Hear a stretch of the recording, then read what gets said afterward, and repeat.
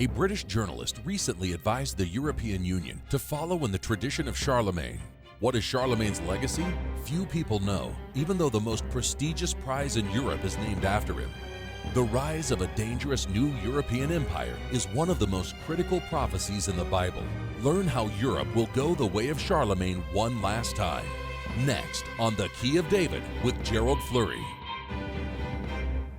Greetings, everyone. I have just seen the first crystal clear headline about the Holy Roman Empire in a newspaper. It was in the Financial Times of Britain, and now they can see that the Holy Roman Empire is on the scene, and that's news to them and most people in the media, but it's old news to us because we have been prophesying it for over 70 years. And that is truly amazing. Here's the headline: the Holy Roman Empire can help inspire a different European Union. And that's from the Financial Times, January 20th, 2016. Finally, you see, the media sees what we have been prophesying for these 70 years. Finally, there is a clear headline where people see what we have been talking about oh so long. I mean, this is one of the most magnificent prophecies in all the Bible. And we have been telling people that this Holy Roman Empire is going to come on the scene in this very end time, the last head of the Holy Roman Empire. It's about to end forever. And also, the people finally see that it is that prophecy of Revelation 17 and other prophecies in Daniel and so on that we have been talking about for all these years. And it's that Holy Roman Empire is going to rise up and shock this world. Finally, people see it's here, but now they're misinterpreting what it's going to do. But finally, they have seen the great prophecy that we have been talking about for oh such a long time. I mean, that's the first headline I've seen with real striking clarity about that prophecy and about that empire. So we have been telling you about the tremendous suffering that will come on this world as a result of that. And also we've been telling you about the conclusion to that Holy Roman Empire. Jesus Christ Himself is going to return to this earth at the conclusion of that very Holy Roman Empire that you see on the world scene, and it's almost fully formed right now. It's there for everybody to see. It's one of the greatest prophecies in all the Bible, and we have literally been proclaiming it for over 70 years. How could we possibly know that was going to happen unless we got it out of Bible prophecy? Now again, you see, it's a new sight to people like the Financial Times, but or new insight, I should say, but it's not new to us at all. We knew it was coming and have known it is going to come for these many years. But the problem here is they talk about, that this Holy Roman Empire can help inspire a different European Union. Yes, it can, but not the different European Union that they're talking about. And it isn't going to be inspiring. It's certainly not to the opposition or the enemies of that empire. Look, if you check the history of all the other, let's say the other 6 heads of the Holy Roman Empire, I'm telling you they were all bloody empires. They had wars galore, and they initiated those wars. Is this one going to be different?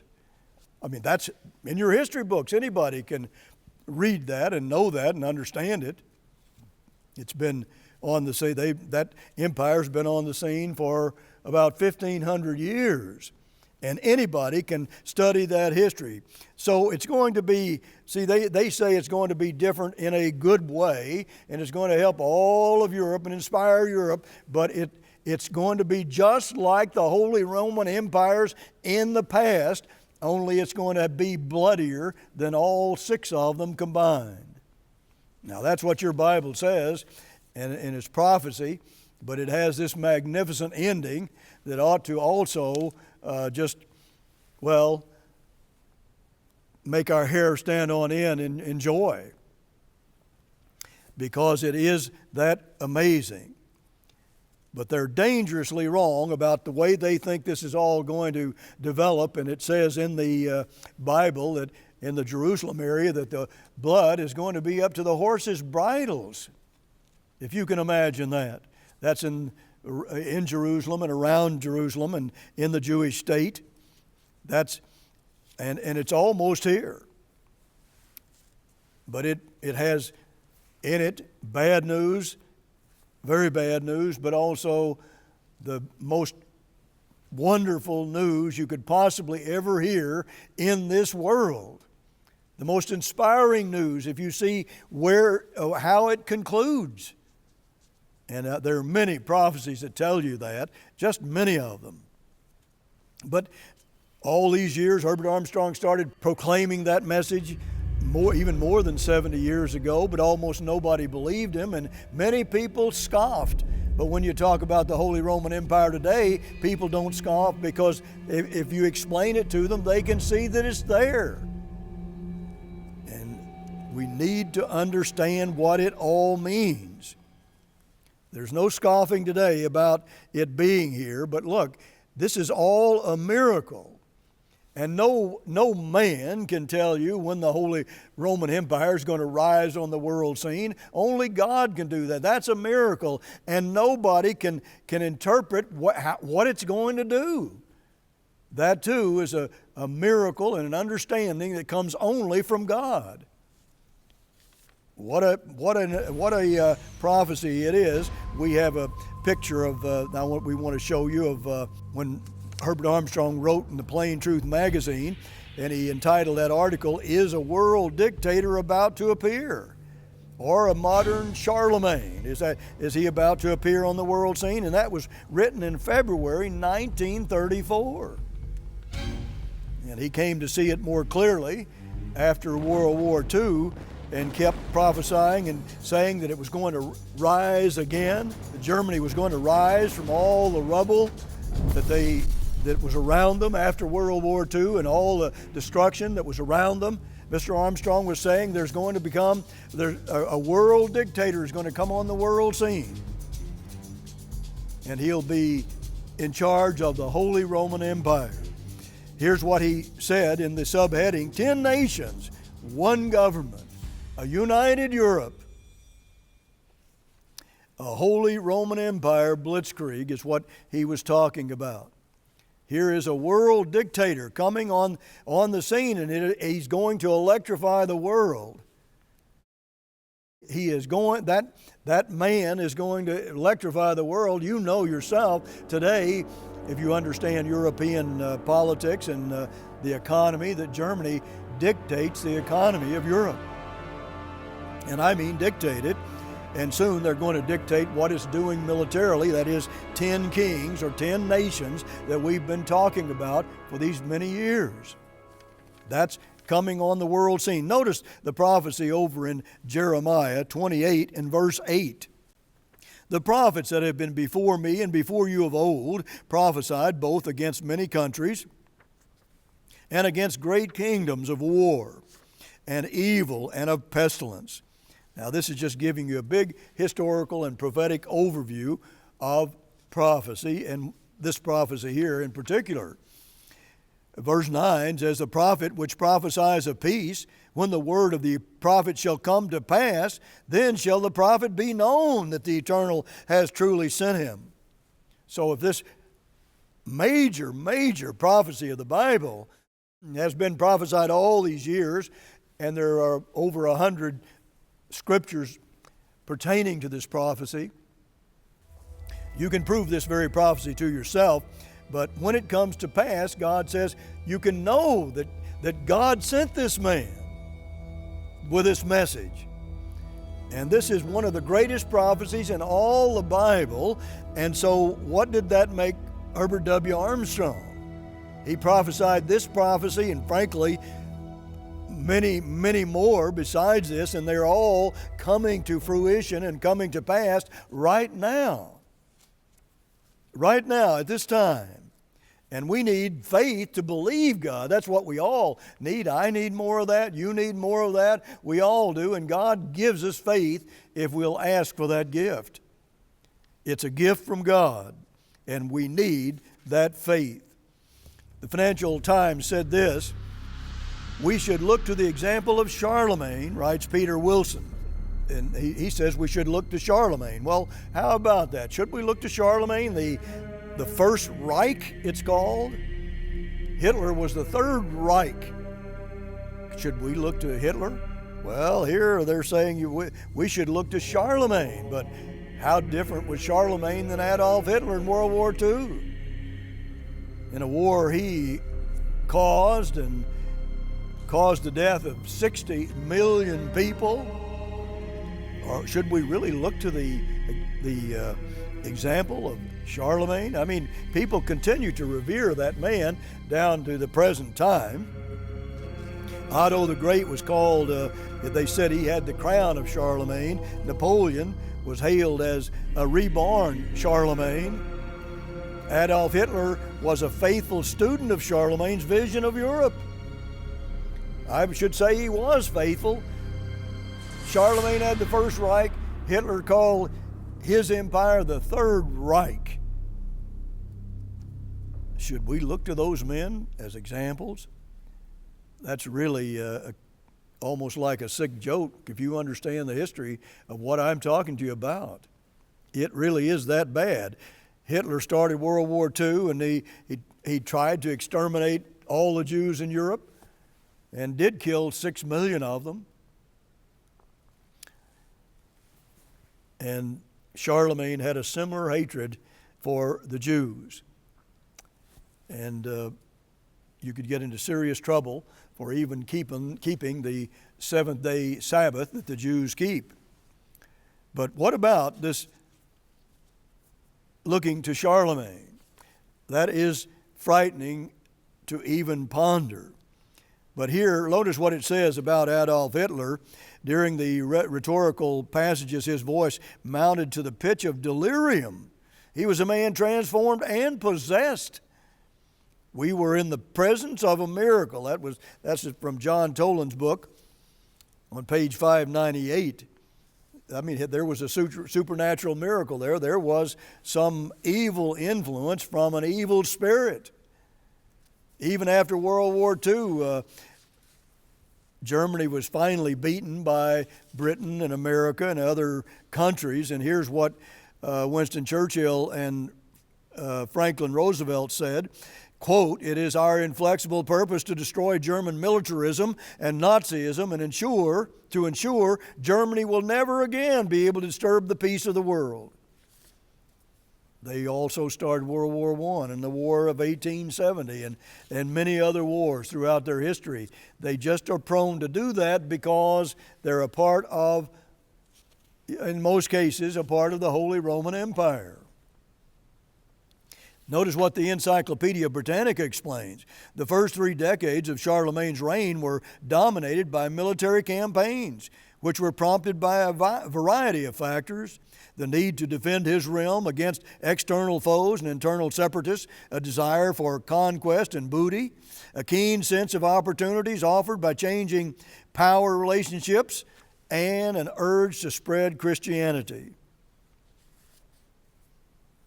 And as I said, it was illegal to keep Saturday as your Sabbath. This man waded through blood, rivers of blood, it is said, in conquering people and converting them to his belief, his religious belief.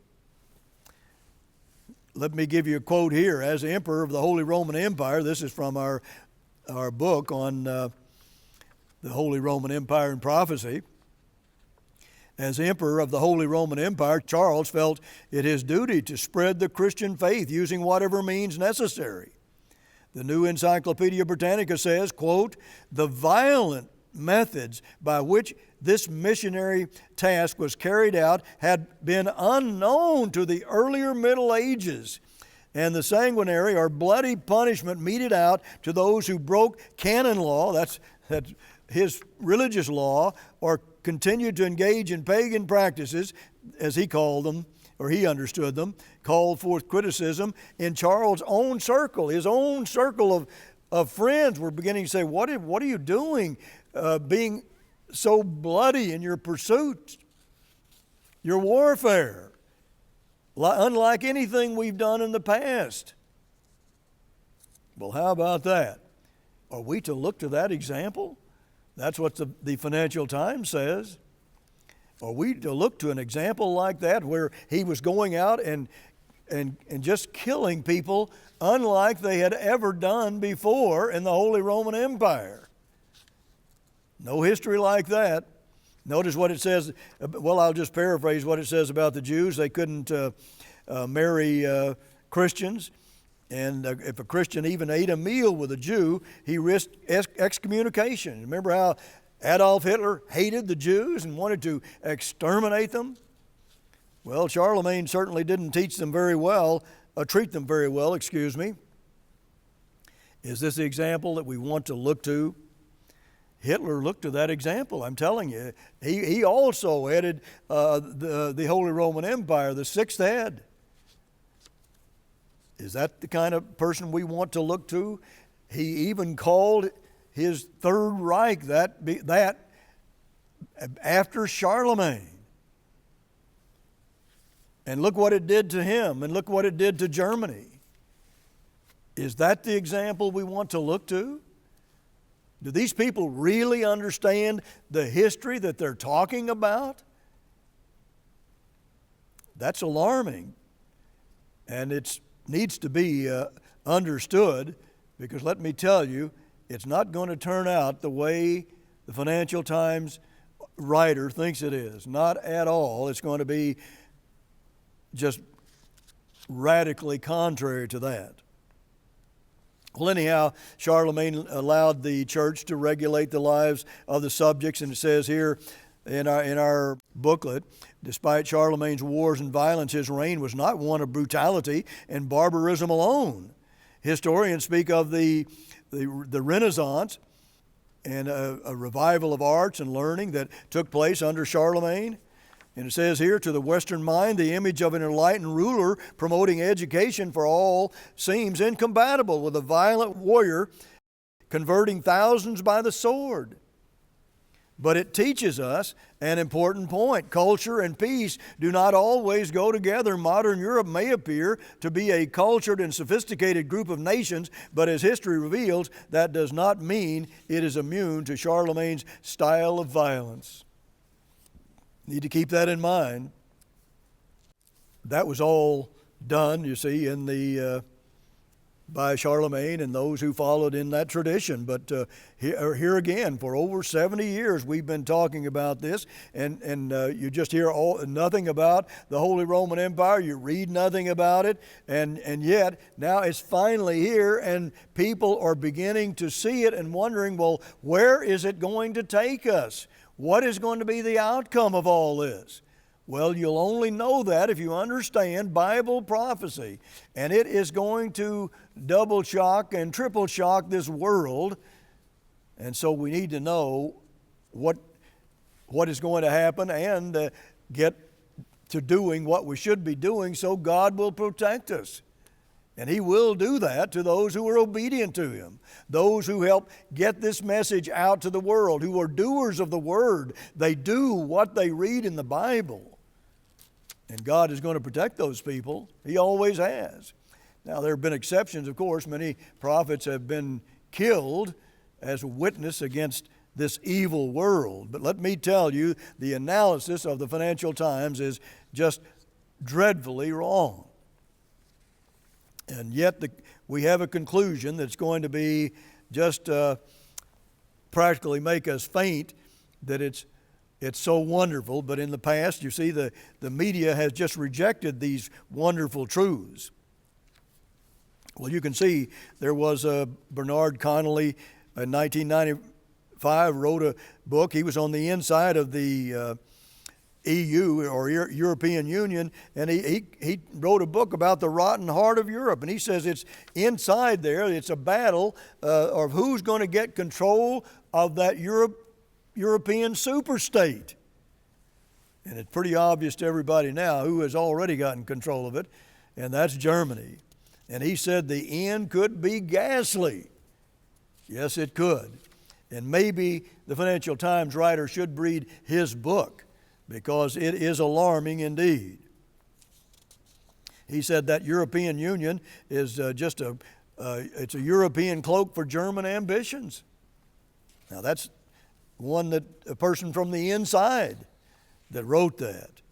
And now we talk about getting in the spirit of Charlemagne. That's what everybody is talking about. This new empire, it ought to be in the spirit of Charlemagne. Do they really, truly understand what Charlemagne did on this earth and how much blood he shed of other people, just converting them to his religion? Well, you're going to see an explosion of violence. But notice Daniel 8 and verse 23, there's going to be a strong man come on the scene, and I think you may very well see that even as early as this year, and maybe even the early part of this year. Notice this, there's a strong man coming on the scene, and everything's going to change dramatically when he gets in charge. And in the latter time of their kingdom, when the transgressors are come to the full, a king of fierce countenance and understanding dark sentences shall stand up. Now this is that world dictator that Herbert W. Armstrong was talking about 70 years ago. Verse 24, and his power shall be mighty, and not by his own power. Oh, you mean there's going to be an evil spirit influence there? Yes, there is. Not by his own power, and he shall destroy wonderfully, and shall prosper and practice, and shall destroy the mighty and the holy people. There he goes after the spiritual Jews in this case, God's own people. And those that are lukewarm, God says, are going to have a rough time. They can't even imagine how rough it's going to be. Verse 25. Notice the fantastic crescendo here at the end that is just so inspiring. And through his policy also he shall cause craft to prosper in his hand. And he shall magnify himself in his heart, and by peace shall destroy many. He shall also stand up against the Prince of Princes. That's Jesus Christ. And he shall be broken without hand. Now that is the magnificent conclusion to all this. Let me just quickly read you a couple other scriptures. Revelation 17, verses 7 and 8. It talks about, and the angel said unto me, wherefore did you marvel? I will tell you the mystery of the woman and of the beast that carries her, which has the 7 heads and the 10 horns. See, those are the 10 kings that Mr. Armstrong was talking about, or the 10 nations. You're going to see 28 nations pared down to 10 before this is over, and it's going to happen quickly. The beast that you saw was and is not, and shall ascend out of the bottomless pit. In other words, it went underground after World War II, but now it's back out.